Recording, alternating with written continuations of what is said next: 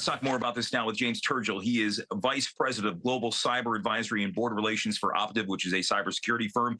Back up late with me tonight here on the Final Five. James, the last time we talked with you in January was when there was a robocall going around with President Biden's purported voice. So much has changed between now and then, but the risk of cyber hacks is still very prevalent. Oh, absolutely. And as we get closer and closer to the election, right, we're less than 90 days now. This will only ramp up, right? The actual use of artificial intelligence, large language models, this type of technology can be used, will be used by threat actors such as Iran, Russia, China, in order to exacerbate all of these types of phishing and vishing, different types of social engineering and social media campaigns. It will only get worse from here.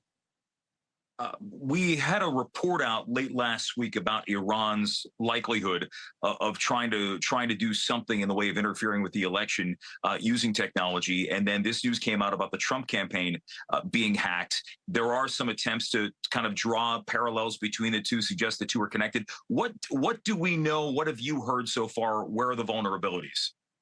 So there is some reporting out there. The Microsoft Threat Intelligence Center has provided some threat reporting that, yes, Iran was involved in some aspect of an attack against the campaign. But there are actually a number of nation states out there. There's some reporting that there are 45 different nation states out there that are engaging in different levels of either social media or certainly attacks against both political parties, up and down, not just at the national level, but at the local level as well.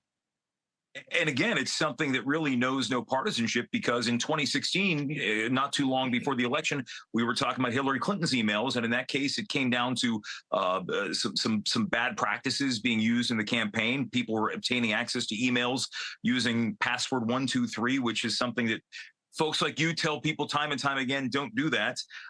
What are some ways right now for people out there? And if this is going to happen to a presidential campaign, it could happen to anybody. So what are some tips you can give our viewers right now if they're concerned about really their own safety online?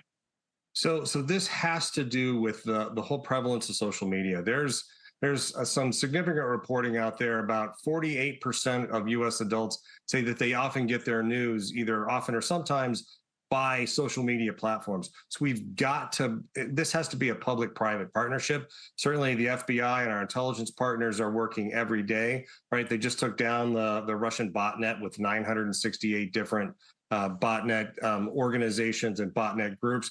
But people have got to understand, right? You need to have a diverse view of where you get your news. You need to be specific about, not clicking links on emails that you don't know. And I know that sounds simple, but it is absolutely imperative. The actual, Trump campaign attack was a social engineering email attack, right? And this happens every day. So you've got to be vigilant. You have to understand that those threats are out there. And you need to pay attention not only to the emails, to the texts, to what you're reading on social media, but this is also moving into the deep fake area with both voice deep fakes and video deep fakes as well. Yeah, it is terrifying, and we've seen that. We've seen commercials, we've seen political ads already out using that technology, and there's a whole debate that could be had over the ethics of doing that. That's another story for another day. But I want to ask you, in situations like this, it's one thing to say we were hacked as this information comes out, but what's the next step? Once you realize that there is a hack, how do you deal with that? How do you deal with that internally? And how do you deal with that from a public standpoint?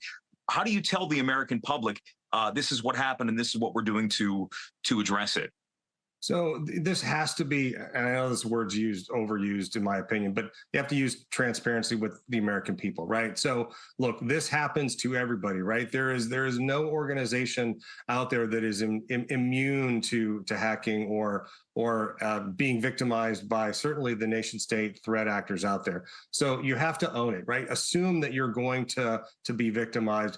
The really big point here is the response and the resilience piece. It's how you respond to it, right? You own up to it. Yeah, it happened. We minimized the damage, right? We took those either data centers or we took those data repositories offline. We minimized the damage and we told everybody, look, here's exactly what happened.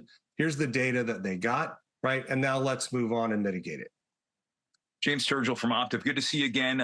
Thank you for the perspective on this, because clearly something, as you mentioned, this is not the end. This is probably just the beginning.